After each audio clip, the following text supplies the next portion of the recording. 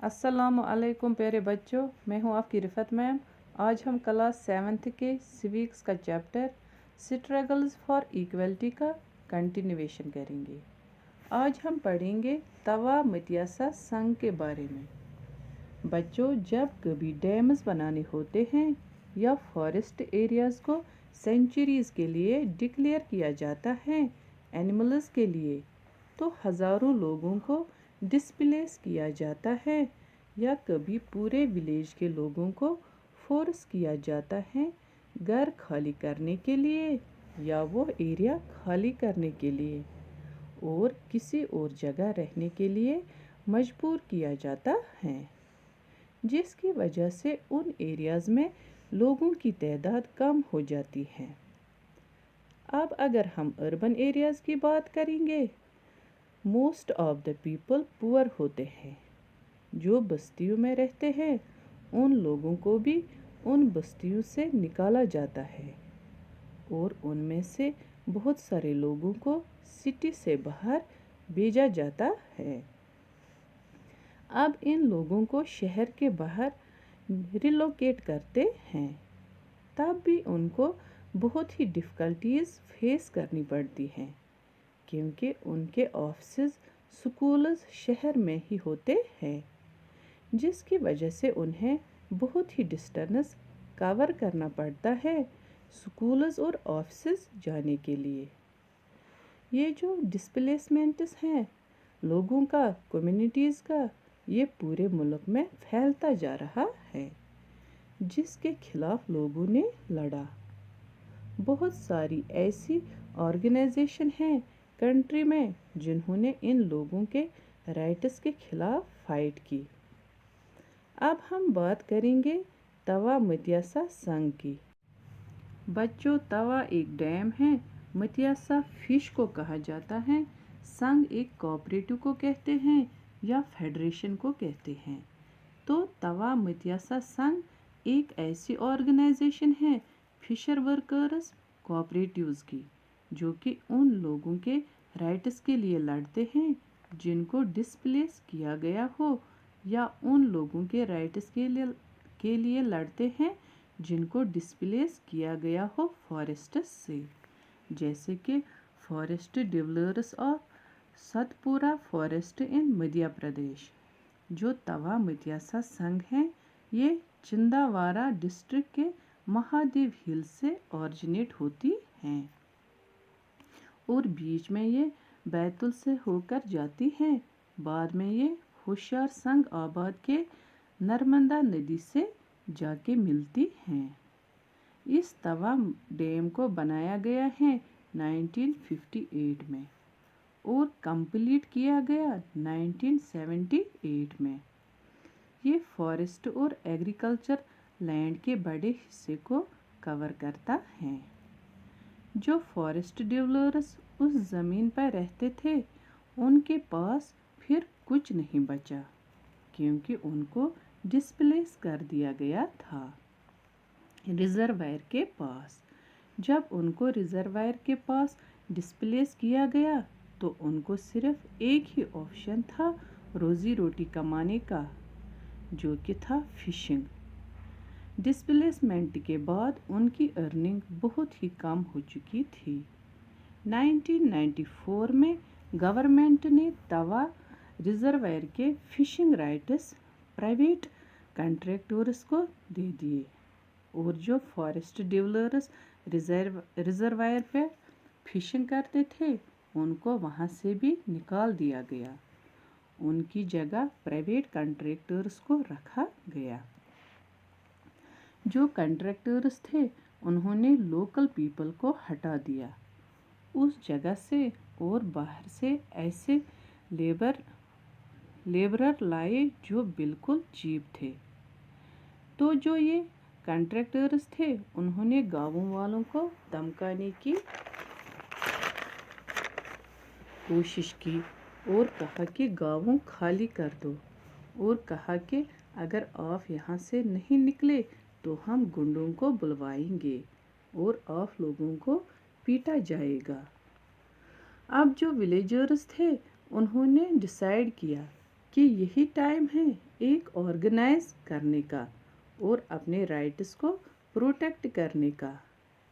تبھی یہ توا متیاسا سنگھ آرگنائز ہوا اور انہوں نے ریلیز آرگنائز کی اور روڈ کو بلاک کیا اور اپنے رائٹس کی ڈیمانڈ کی کہ انہیں فشنگ کنٹینیو کرنے دیا جائے، جس سے وہ اپنی لائیولی ہوڈ کو ارن کر پائے۔ جو یہ پروٹیسٹ کریٹ کیے گئے، گورنمنٹ نے کمیٹیز بنائی ان ایشوز کو سالو کرنے کے لیے، اور انہوں نے ڈیسائیڈ کیا کہ ولیجرز کو فشنگ رائٹس واپس دیے جائیں گے، جس سے یہ لائیولی ہوڈ کو ارن کر پائے۔ 1996 میں مدھیہ پردیش کی گورنمنٹ نے ڈیسائیڈ کیا ان لوگوں کو فشنگ رائٹس ملیں گے ریزروائر میں جن کو توا ڈیم کی وجہ سے ڈسپلیس کیا گیا تھا۔ پھر 2 مہینے بعد 5 ایئر لیز ایگریمنٹ سائن ہوا۔ 2 جنوری 1997 کو 33 ولیجز کے لوگوں نے نیا سال فرسٹ کیچ یعنی فشنگ سے سٹارٹ کیا، یعنی نیا سال کی شروعات اس طرح سے کی تھی۔ توا متیاسا سنگھ نے فش ورکرز کو ٹیک اوور کیا تاکہ فش ورکر کی ارننگ کو انکریز کیا جائے۔ ایک کوآپریٹو سیٹ اپ کیا گیا جنہوں نے فش ورکر سے مچھلیوں کو بائی کرنا سٹارٹ کر دیا، وہ بھی فیئر پرائزز پر۔ تو یہ جو کوآپریٹو تھے یہ مچھلیوں کو مارکیٹ میں بیچتے تھے جہاں پہ ان کو اچھی خاصی پرائز مل سکے۔ انہوں نے 3 گنا زیادہ کمانا سٹارٹ کر دیا اور اسی میں سے کچھ پارٹ وہ فش ورکرز کو بھی دیتے تھے تاکہ وہ بھی اچھا خاصا کما سکے، اور انہوں نے فش ورکرز کو لون دینا سٹارٹ کر دیا۔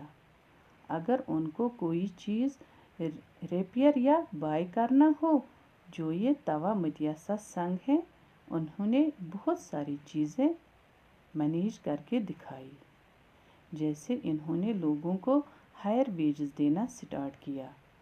سیکنڈ، انہوں نے فشز کو ریزروائر میں پریونٹ کرنا سٹارٹ کر دیا۔ پھر انہوں نے لوگوں کو ایک چیز دکھائی کہ جب لوگوں کو لائیولی ہوڈ کے لیے رائٹس ملتے ہیں تو وہ اپنے ہی آپ میں گڈ مینیجرز ہو سکتے ہیں۔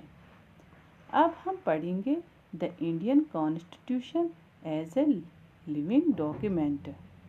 پیارے بچوں، جو بھی مومنٹس ہوئے جسٹس کے لیے ہوئے اور جو بھی سٹرگلز ہوئے اور جو بھی انسپائریشنز پوئٹری اور سانگس کی ہیں، ان سب کی فاؤنڈیشن ایک ہی ہے جو کہتا ہے سبھی لوگ ایکول ہیں، اور یہ تو آپ کو پتہ ہی ہے کہ انڈین کانسٹیٹیوشن کے حساب سے سبھی لوگ ایکول ہیں، کسی کو بھی ڈسکرمنیشن نہیں کر سکتے کاسٹ پہ، جینڈر پہ اور ریلیجن وغیرہ پہ۔